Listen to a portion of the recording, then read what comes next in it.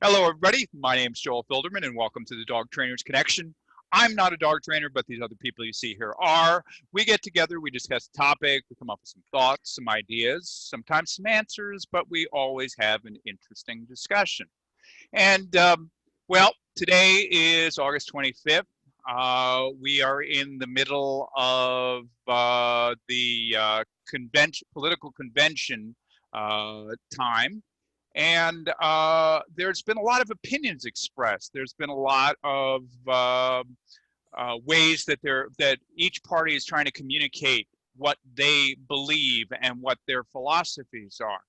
And what it got me thinking is, how do you folks as dog trainers communicate to your clients what your philosophy is?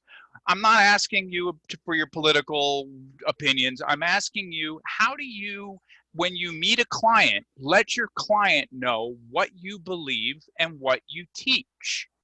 Or is it important?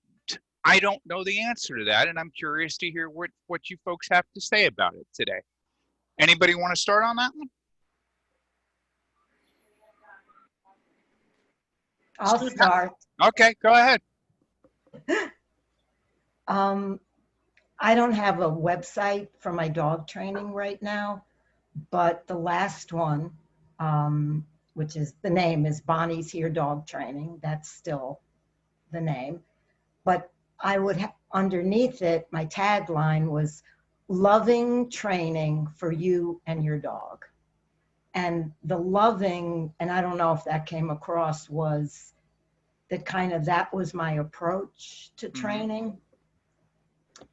However, I was never good at explaining what exactly my training philosophy is.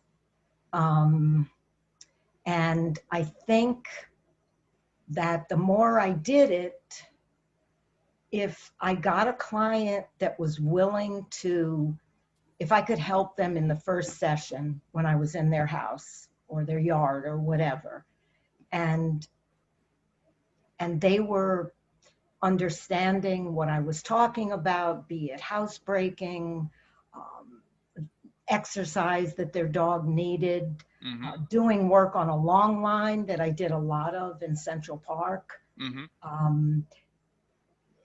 If I could do that in the first session with them, or if I book 3 sessions with them, often by the third one, they were seeing some improvement. They liked solutions that I came up for them.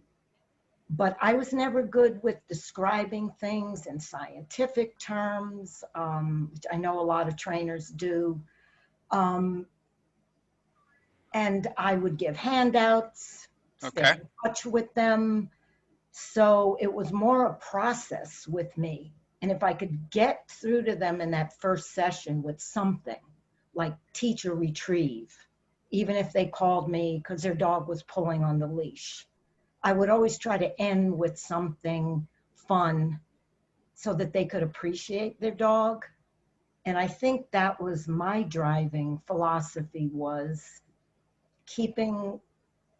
having the person be happier with their dog, understand what their dog's going through, and kind of be in there for the long haul with their dog.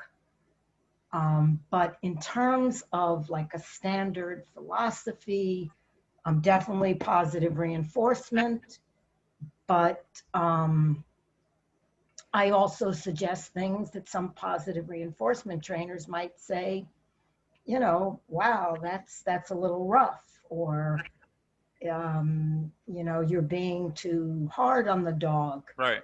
So I think also because I trained with you, Steve, and then I worked I trained with you to be certified, to get that piece of paper. But I had also worked with one of the clicker trainers who helped Karen Pryor when she first came to the East Coast, and progressed from corrections to positive reinforcement. So I just found that I wasn't describing things in the scientific terms of what was happening with them and their dog. And I think that's Okay. okay. Okay. And It was just my style. Sometimes I got across to the client, and sometimes, that was it. I didn't hear from them after the first session. And I so guess how, they figured, hey, I okay. don't like what you're doing, what you're giving me. Right. So how important are those scientific terms? How important are saying whatever to your client, and your client doesn't necessarily understand what you're saying, Steve? I don't know that you have to talk very much to them. They're the ones who have to do all the talking. I mean, Hmm. they are the ones that will tell you, what's what. I think, if they. So, I met a lady called me the other day, maybe yesterday, and she had, what I would consider your everyday dog trainer at her house. Had the treats, dealing with what everybody deals with, leash reactivity, and doing what a lot of people will do. It's like, okay, teach the dog to focus on the handler, ignore the other dog, that kind of stuff. And so she's like, the dog's 5 years old. She's been doing this for years Hmm. and doing it and doing it and doing it. And the dog won't stop barking. So they're like, well, you got to put the leash on the dog in the house. And she has not been effective in getting the job done, and says to me, well, how do you feel about corrections and negative reinforcement? And I'm like, I'm cool with that, So Hmm. it's not, after listening to 5 years worth of going around with the food and the bag and, going and doing what she was told and really trying hard to get her dog to like stop. And her dog's like, sorry, rawr. And I'm like, so, we had a different talk. We had to talk about punishment. We had to, and so now if I'm going to talk about that, I have to throw in my famous line that punishment and abuse are not the same thing, Hmm. right? And Sure. about how one does. And, so that we can call that a technical talk in a way, but it's not that technical. It's just saying to somebody who feels bad to even be asking if we can do that, Right. because the way things are is like, are you some kind of monster, but she knows the dog has the propensity to do the right thing. She just feels like she's been shortchanged in her professional, right, or her past professional situation, right? So she had her people, this is what they all kind of went the same way, and the dog's not going that way, and she's looking for another way. And so I said, there is another way, but da da da da da, and you got, and I talked to her about the potential negative side effects of Hmm. negative reinforcement, how timing is critical and such. So, we had this whole thing, and we'll see what happens. I don't know if she'll call me back, but that's basically, I'm not the one suggesting to them. If I have to train a dog, I'm doing what Bonnie does. You break out the clicker and you teach, right? Hmm. Take the time and you teach. That's what you do. Corrections shouldn't even be a word that comes out of your mouth until after you've trained your dog. But if you can say, I have, and this lingers. This is a problem that lingers and it's not working. Can I try? I'm not following you. What's the problem Oh, that lingers? leash reactivity, excessive Ah, I barking, see. Okay. this, So, just to say excessive barking, I have to start to talk about how barking is normal behavior. I can't instantly, like, I don't know what they are thinking, but I need to know what they think. Me, I can listen, I can interject, but it's on them to Right. say. And then, I'm going to kind of rely on my experience to, like, lay it out there, as far as there's always a lot of possibilities, right? You just first you figure out exactly why you think this animal is this way, if you can, Hmm. and then you look at the client. I mean, if somebody wants a shortcut, they need to call somebody else. So I'm not going to start banging their dog around because that's what they want. But if that's Right. what they want, somebody out there is going to do that, just not me, Right. right? And I'm allowed to say no. I'm not taking the case, right? But they can come to me and say, if I suggest something and they say, oh boy, like Bonnie said, that's, you're mean, Mm. hey, you got to use the crate. You're mean, Oh, Jeff, you've heard that. You're mean. Sure. you know, Sometimes you gotta, like, if you have patience, you can kind of work through it. Otherwise, you're like, you need to call somebody else, Hmm. May I suggest? I know some people, and then you just give them the names and the numbers and like, do your homework. That's the best I could do. Okay. Okay. So Jeff, are you better off showing them, talking about it? Are you better off showing them what you do? Well, I mean, it doesn't come up much anymore. Obviously, the longer you do this, most of your work is referral based, Mm-hmm. and they have an idea of what you're all about. But moving down here from New Jersey, Mm-hmm. I Sure. did kind of have to reinvent myself again because people around here weren't that familiar with me. So Sure. there was a little bit of that. But when they ask, I always say I'm an operant conditioning trainer, and that does two things. A, it tells me who took a couple of psych courses in college because their eyes light up, and then you can have that Oh, conversation. wow. Like, Yeah. oh, okay, yeah, Yeah. or maybe Yeah. someone minored or majored in behavioral sciences, or they're in that field. You can talk a little technical with them, right? Mm-hmm. You can talk about the OC quadrant. You can talk about schedules of reinforcement, and it's actually a fun conversation. That's few and far between. Mm-hmm. Most people want their dog to listen, but Mm-hmm. at the end of the day, that's why they call us, right? Sure. So, I've always been, well, I shouldn't say always, because I was introduced to training, and sometimes I tell my story. If they're calling me and asking me about myself, Yeah. I'll tell my story. And I'm very honest about how I was introduced in training in the early 90s. It was a pit bull that was being trained for protection work. Mm. And we were talking about earlier, right before this call, we were talking a little bit about protection work, right? Yeah. That's what I was exposed to. And, I was, I don't know, 20 years old. Like, Mm-hmm. it was cool. Like, there was Yeah. some cool stuff Sure. going on, right? And what happened was I started training as a hobby, and I kind of took some of that stuff with me into what I did and how I helped people. Yeah. And then I start talking about how towards the end of the 90s, I started gravitating more towards positive reinforcement.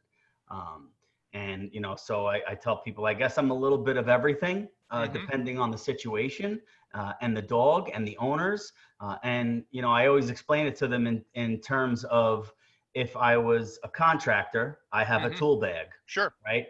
Sometimes I need a screwdriver. Sometimes I need screws. Sometimes I need nails. I have an assortment of tools. I Sure. don't use them all, Yeah. but I have them if I need them. Mm-hmm. Right? One of those tools is a lot of food, right? Because I do believe, and I even teach my students this, the best way to teach a new behavior is positive reinforcement. Right. When we talk about punishment, you could see the face change because they don't understand what punishment is in psychological terms, right? They hear punishment, they think physical. And, if anyone's watching this, if you think punishment is synonymous with physical correction, you don't understand positive punishment. Right. Okay. A voice could be an aversive added to the dog's environment to decrease the behavior. That by definition is positive punishment. Sure. Okay. Squirt bottles, which again are pretty controversial. A lot of force-free trainers poo-poo on squirt bottles too, and I'm not here to do that. I get it. Squirting a dog in the butt with water, to me, is not cruel. And if it disconnects the dog from a very harmful behavior, and you follow that up with a positive reward, right? You're functioning with the parameters of operant conditioning in a humane and effective way. Mm-hmm. Right. So those are some things I try to teach my clients. Now I can tell you, I had a session this morning. It was the third session. It was the first time we did a refresh for, it's been a few months. Right. And, she kind of forgot some of the homework I gave her. Sure. A lot of the repetition and positive reinforcement repetition to like a preemptive strike to avoid future behaviors. Well, she didn't. The future behaviors are here. Right. So, we did a little light correction with the dog. He's very sensitive. It wasn't, a little tap on the leash. And that was it. We redirect him. And it was like, it just a couple little taps on the leash. That was it. We had him. He wanted the hot dogs, right? But he didn't want the hot dogs before that. So am I cruel? Is that harsh punishment? Mm-hmm. No. All it did was get his ears back and focus on us. Right. So, Yeah. And that's just a disconnect between trainers on the spectrum. Right. I don't, technically I've seen force-free trainers, some really prominent force-free trainers on video, and they implement all four corners of the quadrant. I've seen it. The fact that they call themselves force-free doesn't omit them from being qualified as an operant conditioning trainer as well. We're Mhm. all operant conditioning trainers. Right. It's just that, so that's, I try to, I try to simplify things and explain how I do things. I have tons of video that I show them in addition to referrals, but again, at the end of the day, we have to be adaptive to the client as well. And if I am going to use something like I don't even use tools for anything other than walking nowadays. That's the only time I really use a tool. I don't use a tool to train a dog, to teach a dog a behavior. I just don't.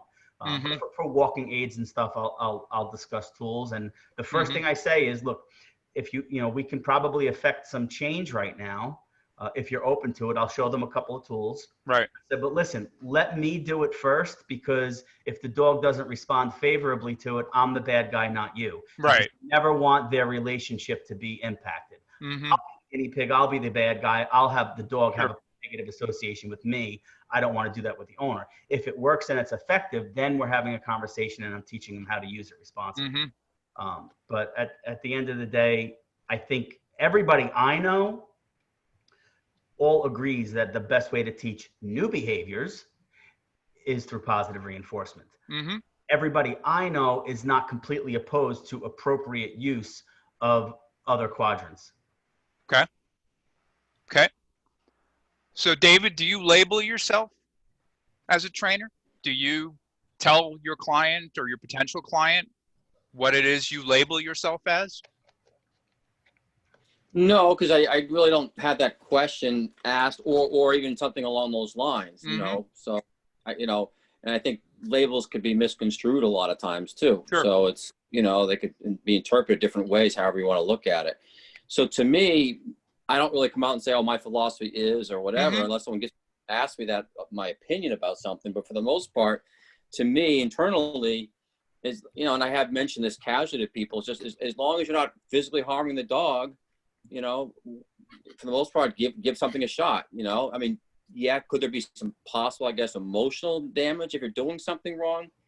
Yeah, you got to be cognizant of that. But kind of like what Jeff was saying and everyone else is saying on here, is that every dog is different. So Mhm. what if you may do something to one dog where it might be a little aversive, or there might be a little bit of an emotional kind of negative response, whereas another dog, it's perfectly acceptable, and the dog will follow suit with that. Sure. So really, just we all train, based on the individual dog, just the same thing with an individual person. And as far as technical terms and operant conditioning, all this stuff, like Jeff said, we're doing these things, but 9 times out of 10, unless you're working with someone that has studied this stuff, or has a Sure. a psychiatrist or psychologist, Mhm. they could care less. And for the most part, you're not gonna say, oh, I just did an operant conditioning thing, or I just did a positive reinforcement. Look how well my dog did that. Like, I don't give a essay shit, whatever. They don't care. Call what you want. They like Jeff was saying, just to have the dog listen. That's the 9 times out of 10, or correct this behavior, or modify it, get it better. I don't care what you want to call it, just get it fixed. Mhm. I used to be in sales in furniture, and if I start talking about, well, the wood should be kiln dried ideally at a certain level percentage, I don't care. Just take David. Just tell me what the price is. It's going to fall apart when I get it on the floor. Is the customer going to be happy? That's all I care. Right. I don't care how much percentage of moisture's in the wood, or the fabric, how it was made on this type of machine. I don't give a crap about that. Mm. So it lends itself to all different industries and occupations. So it's the same thing here.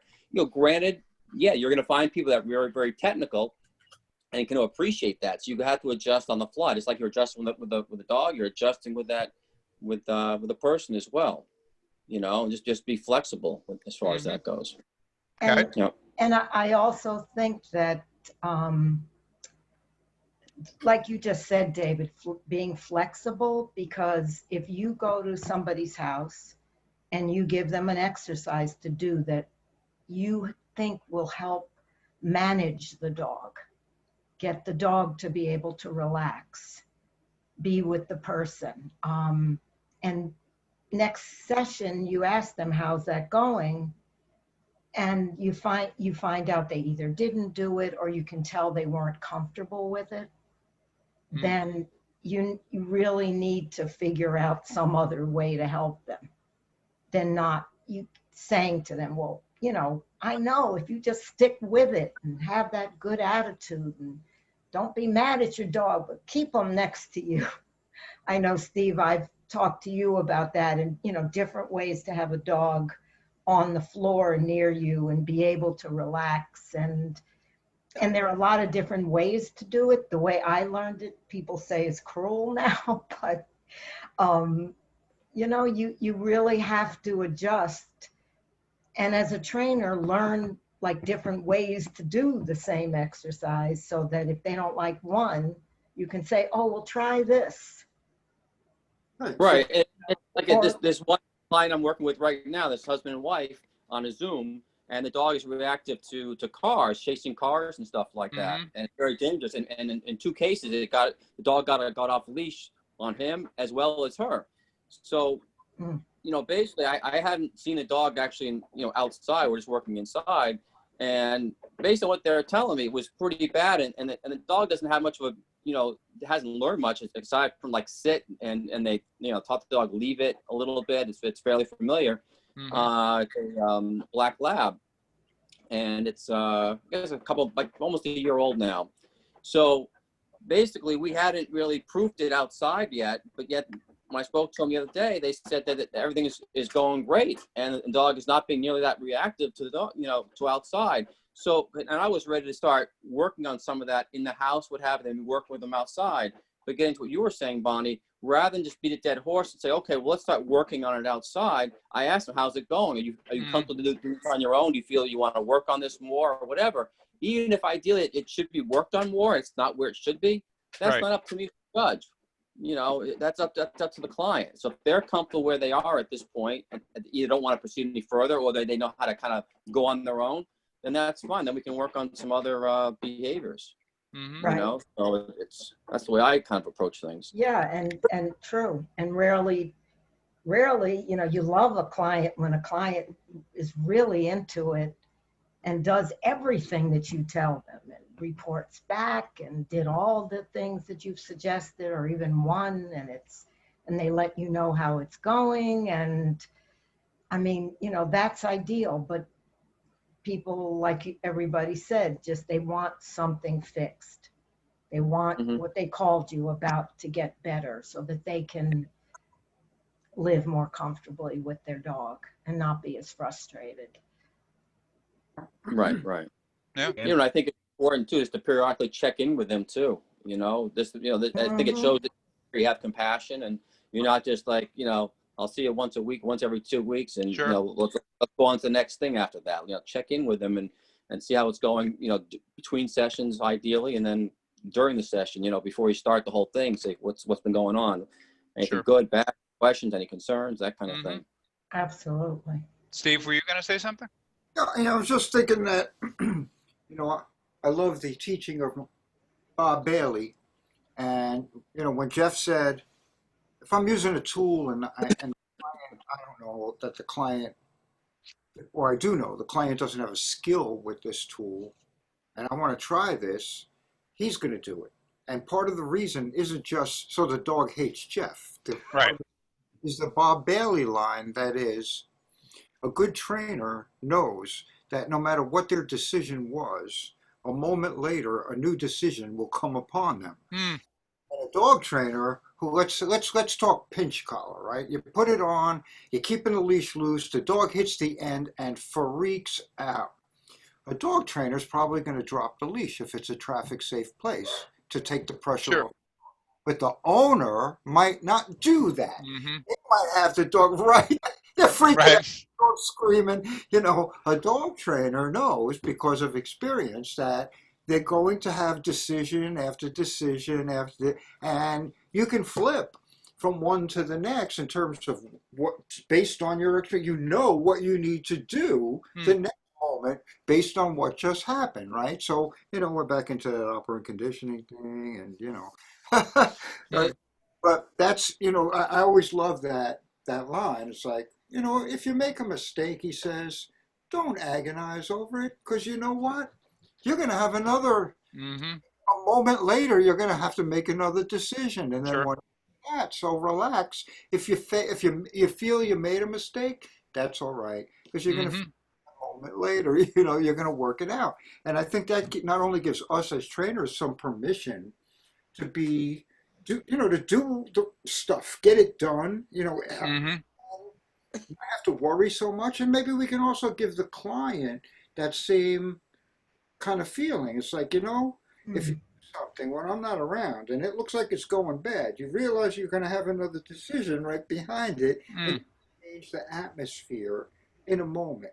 Right. And they that gives them a feeling, I mean, I thought it was a damn good line. And when Jeff was talking about, I better take the leash before I go and give them the tool and teach it to them, this Bob Bailey just jumped into my head as no worries, you're going to make another decision and you're going to have to make one in a moment. And will make the right decision highly more likely than the dog owner. Right. So.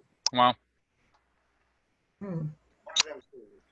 So I guess, Joel, philosophies, I don't know. Yep. It's a one-word thing with dog trainers. That's kind of where I kind of was left with this, and that does seem like a good place to leave this. It's kind of left with the fact that while sometimes people outside the business think that there's a way to narrow and label a trainer for a certain way and a certain thing, that as usual it's complicated. Trainers, thank you very much for the discussion. Thank you for being here, and thank you folks for watching. Please don't forget to like this video and subscribe to our YouTube channel, and we'll see you next time. Thanks a lot now. Bye-bye.